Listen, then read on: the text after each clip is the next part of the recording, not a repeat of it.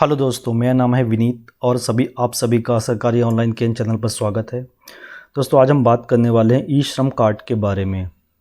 ई श्रम कार्ड योजना भारत सरकार द्वारा असंगठित क्षेत्रों में कार्यरत देश के करोड़ों कामगारों के हितों को ध्यान में रखते हुए ई श्रम पोर्टल लॉन्च किया गया है। इसकी मदद से सरकार सोशल सिक्योरिटी स्कीम जो होंगी उनको आपके दरवाजे तक पहुँचाएगी।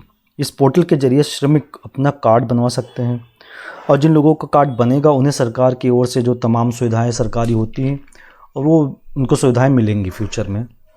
ई श्रम कार्ड बनने से असंगठित क्षेत्रों में कार्य करने वाले तमाम कामगारों का एक डेटाबेस सरकार के पास उपलब्ध होगा जो अभी तक नहीं है, जो असंगठित क्षेत्र के हैं, जिससे सरकार अपनी योजनाओं को और अच्छे तरीके से उन तक पहुँचा पाएगी। तो दोस्तों, इस वीडियो में आगे आप जानेंगे कि ई श्रम पोर्टल क्या है, इसका उद्देश्य क्या है सरकार का बनाने के पीछे, ई श्रम कार्ड के लाभ क्या हैं, ई श्रम कार्ड के आवश्यक दस्तावेज कौन से डॉक्यूमेंट्स आपको चाहिए बनवाने के लिए अगर आप इस श्रेणी में आते हैं, और कहां से आप ई श्रम कार्ड बनवा सकते हैं। तो इसके लिए हम साइट पेज के चलते हैं ई श्रम कार्ड की।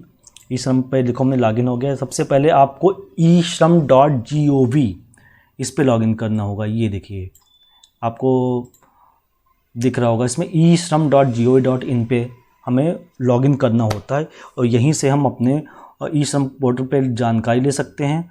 और यहाँ से रजिस्टर ऑन ई श्रम पे जैसे जाते हैं ये आपका पोर्टल खुल जाता है आप अप्लाई करने के लिए। तो जैसा कि आप देख पा रहे हैं दोस्तों, ई श्रम पोर्टल सरकार ने कामगारों को हितों को ध्यान में रखते हुए ई श्रम पोर्टल लॉन्च कर दिया है। केंद्रीय श्रम एवं रोजगार मंत्री भूपेंद्र यादव द्वारा ई श्रम पोर्टल 26 अगस्त 2021 को लॉन्च किया गया। पोर्टल लॉन्च के बाद श्रमिकों का रजिस्ट्रेशन भी इसके बाद शुरू हो गया है। यह मजदूरों का डेटा बेस बनेगा। इससे क्या होगा, सरकार एक डेटा बेस बनाएगी जो असंगठित मजदूर हैं, लेबर हैं, श्रमिक हैं, उनका एक डेटा बेस कलेक्ट करेगी ये। इसकी मदद से सरकार सोशल सिक्योरिटी स्कीमों को उनके दरवाजे तक पहुंचाएगी। इससे पहले केंद्रीय श्रम रोजगार मंत्री भूपेंद्र यादव ने ई श्रम पोर्टल का लोगो लॉन्च किया था। इसे 38 करोड़ कामगारों को, भारत देश में 38 करोड़ कामगारों को इससे लाभ मिलेगा, भूपेंद्र यादव का कहना है। और सरकार का लक्ष्य क्या है, इसमें अपनी सोशल सिक्योरिटी योजनाओं को जन जन तक पहुंचाना है। इसकी के लिए अनऑर्गेनाइज सेक्टर के 38 करोड़ वर्करों का नेशनल डेटाबेस यानी ई श्रम पोर्टल पर लॉन्च किया जा रहा है। 38 करोड़ काम वर्करों का इस डेटाबेस में मजदूर आएंगे, प्रवासी मजदूर, रेहड़ी पटरी वाले, घरेलू कामगार, कंस्ट्रक्शन वर्कर जो है, प्लेटफॉर्म, खेतीहर मजदूर, असंगठित क्षेत्र के दूसरे वर्कर रजिस्ट्रेशन करा सकेंगे, जैसे कि कोई नाई हुआ या धोबी हुआ या मेड्स ही हो गए जो घर पे काम करते हैं। तो इस तरह के जो अनलिस्टेड हैं, जो रजिस्टर्ड कहीं पे भी नहीं, जिनकी कहीं पे भी कोई काउंटिंग नहीं की गई, तो उन सभी का इस पे जो है रजिस्ट्रेशन हो सकेगा। आगे आते हैं, ई श्रम पोर्टल का उद्देश्य क्या है, सरकार ने क्यों इसको बनाया, इसके पीछे उद्देश्य क्या है, उसका मकसद जानने की समझते हैं इसको। ई श्रम पोर्टल का मुख्य उद्देश्य निर्माण श्रमिक, प्रवासी श्रमिक, प्लेटफॉर्म श्रमिक, प्लेटफॉर्म पे काम करने वाले तमाम सफाई कर्मचारी होते हैं, स्ट्रीट वेंडर मतलब कि अबाउट ठेला लगाने वाले होते हैं, जो तमाम तरीके के रेहड़ी, जो सामान रोड के किनारे आप देखते होंगे, आपके आसपास भी होंगे। घरेलू श्रमिक, जो घरेलू काम, बहुत सारे ऐसे काम करते हैं जो घरेलू होते हैं, उनको इसमें जोड़ा गया जाएगा। कृषि श्रमिक बहुत सारे होते हैं। तो सभी का डेटाबेस निर्माण करना है, सरकार का ये उद्देश्य है, इन सभी का डेटाबेस कलेक्ट करेगी। ई श्रम पोर्टल सामाजिक सुरक्षा योजनाओं के कार्यान्वयन में सुधार के उद्देश्य से आरंभ किया गया है। ई श्रम पोर्टल के माध्यम से सामाजिक सुरक्षा योजनाओं का एकीकरण भी किया जाएगा। ई श्रम पोर्टल के माध्यम से श्रमिकों को उनके कौशल के अनुसार जो रोजगार प्रदान करने में सहायता प्राप्त होगी। मतलब कि जो जिस डिपार्टमेंट से, मतलब कह सकते हैं कि जो अपने श्रम जॉब करता होगा, जैसे कोई नाई है तो उसको नाई वाला काम करता है तो उसको उसमें और कौशल प्रदान, ट्रेनिंग उनको प्रदान की जाएगी जिससे वो और अच्छे से अपना कार्य कर सकें। ठीक है, तो उनको भी उसी जो इस फील्ड के हैं उसकी जानकारी दे के उनको और ट्रेनिंग दे के उनको जो है सरकार का यही उद्देश्य है कि उनको ट्रेनिंग और अच्छे से दिया जाए। तो इसके पोर्टल से भविष्य में कोविड-19 जैसे किसी भी राष्ट्रीय संकट से निपटने के लिए व्यापक डेटाबेस भी प्रदान करेगा। जैसे आपने अब देखा होगा कि अभी कोविड-19 की वजह से लॉकडाउन हुआ, तो जो असंगठित क्षेत्र के श्रमिक थे तो उन सबसे ज़्यादा दिक्कत उन्हीं को हुई, क्योंकि उनका वो डेली बेसिस पे काम करते हैं, तो उनके सारे रोज़गार जो भी उनकी इनकम हो रही थी सभी बंद हो गए। तो इससे क्या होगी, सरकार को पता चलेगा कितना असंगठित क्षेत्र के श्रमिक है, तो उनको लाभ मिलेगा। ऐसे कोई फ्यूचर में कोई स्थिति आती है, राष्ट्रीय संकट कोई आता है, तो इसके लिए आप सरकार की मंशा यही इसमें है, इसके पीछे। ई श्रम पोर्टल क्या है? श्रम एवं रोजगार मंत्रालय ने असंगठित कामगारों का एक राष्ट्रीय डेटाबेस बनाने के लिए ई श्रम पोर्टल विकसित किया है, जिससे आधार के साथ जोड़ा जाएगा। इसको आधार के साथ जोड़ा जाएगा। इसमें नाम, व्यवसाय, पता, शैक्षिक योग्यता, कौशल स्वरूप, परिवार इत्यादि का विवरण होगा। उनकी रोजगार क्षमता, जो भी रोजगार करते होंगे, और उन तक सामाजिक सुरक्षा योजनाओं के लाभ का विस्तार किया जा सके। यह प्रवासी कामगारों, संनिर्माण कामगारों, प्लेटफॉर्म कामगारों आदि सहित असंगठित कामगारों का एक ऐसा पहला राष्ट्रीय डेटाबेस होगा। जैसा कि आपको अवगत तो सरकारी कर्मचारियों की सरकार की ओर से विभिन्न लाभ मिलते हैं। ऐसा जानते ही होंगे, सरकारी कर्मचारी जो होते हैं उनको सरकार की तरफ से तमाम लाभ मिलते हैं। प्राइवेट कर्मचारियों जो कि संगठित क्षेत्र में आते हैं उनको भी संस्था, ईपीएफ, ईएसआईसी जैसी सुविधाएं मिलती हैं। लेकिन असंगठित क्षेत्र के कामगारों को जो है ऐसी कोई सुविधा नहीं मिलती है। जो ऐसे ऑटो चालक हो गया, मकान बनाने वाले लेबर हुए, मिस्त्री हुए, सड़कों पे कार्य करने वाले, तमाम तरीके के कार्य होते से आपके टाइल्स ही लगाने वाले हुए, मजदूर करने, घरों में कार्य करने वाले, छोटे छोटे कार्य करने वाले, खेती में काम करने वाले करोड़ों कामगार हैं जिनकी कोई भी निश्चित रोजगार की गारंटी कुछ भी नहीं होती है। तो उनके लिए मजदूर कार्ड, यही ई श्रम कार्ड को जो है लेबर कार्ड बना लाया गया है। इसके लिए जिनके पास यह कार्ड होगा उन्हें उनका निश्चित है उनको लाभ मिलेगा। जानते हैं ई श्रम कार्ड के उद्देश्य क्या हैं? सभी असंगठित कामगारों का एक केंद्रीकृत डेटाबेस बनाना, जिसमें संनिर्माण कामगार, प्रवासी कामगार, प्लेटफॉर्म कामगार, फेरी वाले, घरेलू कामगार, कृषि कामगार आदि शामिल है, जिन्हें आधार से जोड़ा जाना है। असंगठित श्रमिकों के लिए सामाजिक सुरक्षा योजनाओं का एकीकरण जो श्रम रोजगार मंत्रालय द्वारा प्रशासित किया जा रहा है। पंजीकृत असंगठित कामगारों के संबंध में विभिन्न हितधारकों जैसे मंत्रालयों, विभागों, बोर्डों, एजेंसियों, केंद्र राज्य सरकारों के संगठनों के साथ एपीआई माध्यम द्वारा प्रशासित की जा रही है। विभिन्न सामाजिक सुरक्षा कल्याणकारी योजनाओं के वितरण के लिए जानकारी साझा करना, मतलब कि आपकी जो जानकारी होगी सभी डिपार्टमेंट्स में जाएगी, तो वो उस योजना का आपको लाभ पहुंचाएंगे, जिसे सभी विभागों, मंत्रालयों, बोर्ड, एजेंसियों को, इसीलिए इस लाइन को बोला गया यहाँ पे। ठीक है। प्रवासी संनिर्माण कामगारों की सामाजिक सुरक्षा कल्याणकारी लाभों की उनको उपलब्ध कराना। भविष्य में कोविड-19 जैसी किसी भी अन्य राष्ट्रीय संकट से निपटने के लिए केंद्र राज्य सरकारों का एक व्यापक डेटाबेस उपलब्ध कराने से मैंने अभी बताया था कि कोरोना जैसी कोई ऐसी राष्ट्रीय संकट आता तो उसमें सरकार को बहुत हेल्प मिलेगी आगे चल के। ठीक है। अब जानते हैं ई श्रम पोर्टल के अंतर्गत विभिन्न योजनाएं हैं कि जिनको इस योजना से अब फ्यूचर में जोड़ा जाएगा। पहली, प्रधानमंत्री श्रम योगी मानधन योजना। ये एक श्रम मानधन योजना जो श्रमिक वर्ग के लिए बनाई गई थी। इसमें श्रमिक कंट्रीब्यूशन कुछ करता, कुछ कंट्रीब्यूशन करती है भारत सरकार।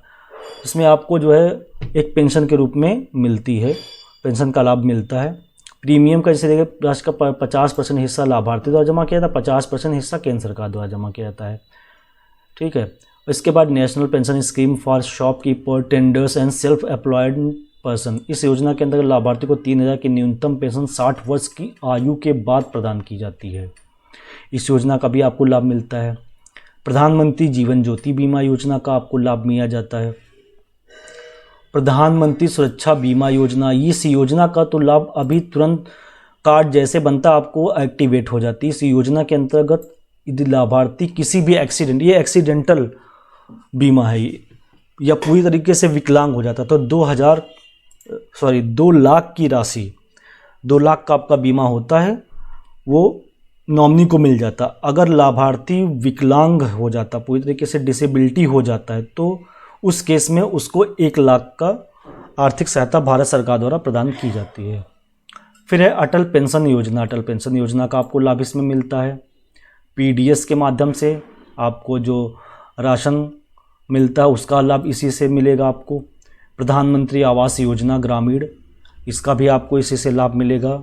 आयुष्मान भारत प्रधानमंत्री जन आरोग्य योजना, इसमें 5 लाख तक का स्वास्थ्य बीमा कवर मिलता है, इसका भी आपको इसमें बेनिफिट मिलेगा।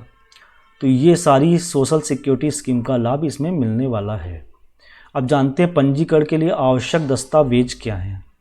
सबसे पहले आपके पास आधार होना चाहिए, आधार से जुड़ा मोबाइल नंबर होना चाहिए, IFSC कोड के साथ बैंक खाता नंबर होना चाहिए, स्वयं की बेसिक जानकारी, नाम, पता, व्यवसाय, इतना होना चाहिए।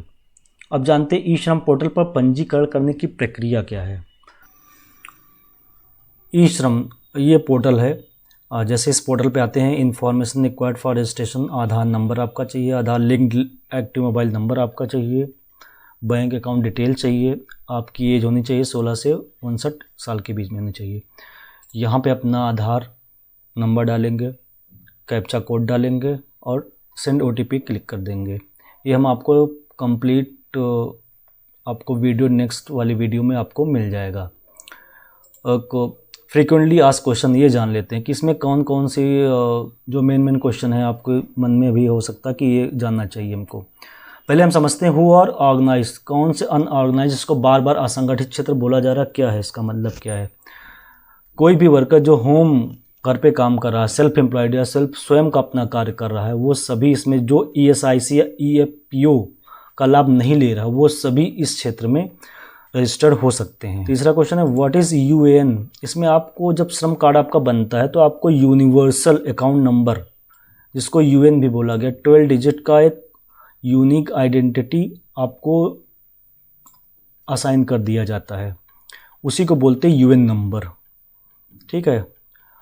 अब एक क्वेश्चन बहुत इंपॉर्टेंट है, आर एनी कोई इनकम क्राइटेरिया है क्या, किसको जब बनता है तो कोई इनकम सर्टिफिकेट आपका चाहिए? नहीं, गवर्नमेंट को रजिस्ट्रेशन टाइम पे कुछ भी नहीं चाहिए, आपका कोई इनकम सर्टिफिकेट गवर्नमेंट नहीं मांग रही है। Any eligibility criteria to register, कोई रजिस्टर करने के लिए इनकम एलिजिबिलिटी क्या है? एलिजिबिलिटी केवल यही है 16 से 59 साल के बीच में आप होने चाहिए। ठीक है। डॉक्यूमेंट्स का रिक्वायर्ड है, आधार नंबर, मोबाइल नंबर लिंक होना चाहिए, बैंक अकाउंट नंबर, बस। फिर जानते हैं बेनिफिट क्या है, इससे बेनिफिट आपको क्या मिलेगा। जैसे मैंने आपको पहले ही बताया कि आपको 2 लाख का बीमा कवर प्रधानमंत्री सुरक्षा बीमा योजना के अंतर्गत मिलता है और तमाम सुविधाएं आपको फ्यूचर में मिलने वाली हैं। और कौन सा इंपॉर्टेंट क्वेश्चन है इसमें हो सकता है, इस देयर एनी चार्ज, कोई चार्ज पड़ता है? कोई भी चार्ज आपका नहीं है, आप पोर्टल पे करते हैं तो बिल्कुल फ्री ऑफ कॉस्ट है। अगर CSC जन सेवा केंद्र से कराते हैं तो वहाँ पर आपको जो चार्जेस होंगे वो आपको देने पड़ेंगे। विल देयर एनी डिडक्शन, कोई भी क्या आपके बैंक अकाउंट से डिडक्शन कटेगा? कोई भी डिडक्शन नहीं कटने वाला, इसमें कोई भी चार्ज नहीं कटने वाला है। जानते हैं ई श्रम कार्ड की वैलिडिटी क्या है? This is a permanent number होगा, लाइफ टाइम के लिए आपका होगा। ठीक है। हाउ वर्कर कैन, अगर आपको कोई डिटेल अपडेट करानी है तो कैसे कराएंगे आप? CSC, आपके पास जो भी सेंटर हो CSC से जाके आप वहाँ पे अपडेट करा सकते हैं। व्हाट आर द डिटेल्स, हाँ, डिटेल्स कौन कौन सी अपडेट करा सकते हैं आप? अपनी डिटेल्स, मोबाइल नंबर अपडेट करा सकते हैं, करेंट एड्रेस, ऑक्यूपेशन, आप करते क्या हैं, आपकी एजुकेशन, क्वालिफ़िकेशन, फैमिली की डिटेल अपडेट करा सकते हैं। ठीक है। हाउ मैनी डिटेल्स, अब और भी जानते हैं, PM सुरक्षा योजना के बारे में बता ही दिया है आपको। हाँ, कोई आपको बर्थ इनकम सर्टिफिकेट देना? बिल्कुल नहीं, एट प्रेजेंट कोई भी आपको सर्टिफिकेट किसी तरीके का नहीं देना है। और आप जान लेते हैं कौन सा क्वेश्चन है इम्पोर्टेंट। हाँ, ये लास्ट क्वेश्चन है, बहुत इम्पोर्टेंट है। अगर आप कहीं से आप भूल जाते हैं अपना मोबाइल नंबर जो रजिस्टर्ड है वो अगर आपका लॉस खो जाता है तो आप CSC केंद्र पे जाके वहाँ पे अपना रजिस्टर करवा सकते हैं। दोस्तों, आज के वीडियो में इतना ही। उम्मीद है कि श्रम कार्ड से रिलेटेड जो भी आपकी जानकारी होगी, जो भी डाउट होंगे वो क्लियर हुए होंगे। अगले वीडियो में आपको ई श्रम कार्ड से संबंधित एक कंप्लीट वीडियो आ जाएगा जिसको आप स्टेप वाइज देख सकते हैं। तो दोस्तों, अगर आपको वीडियो पसंद आया तो इसको लाइक करें, सब्सक्राइब जरूर करें। और कोई भी जानकारी, कोई क्वेश्चन आपके मन में हो तो कमेंट बॉक्स में आप कमेंट करें, बिल्कुल हम उसका आंसर देंगे। और सब्सक्राइब कर लेंगे तो आपको फ्यूचर में जो भी आपके अपडेट्स आते रहेंगे चैनल पे आपको मिलती रहेंगे। तो दोस्तों, मिलते हैं नेक्स्ट वीडियो में, तब तक के लिए धन्यवाद। जय हिंद, वंदे मातरम।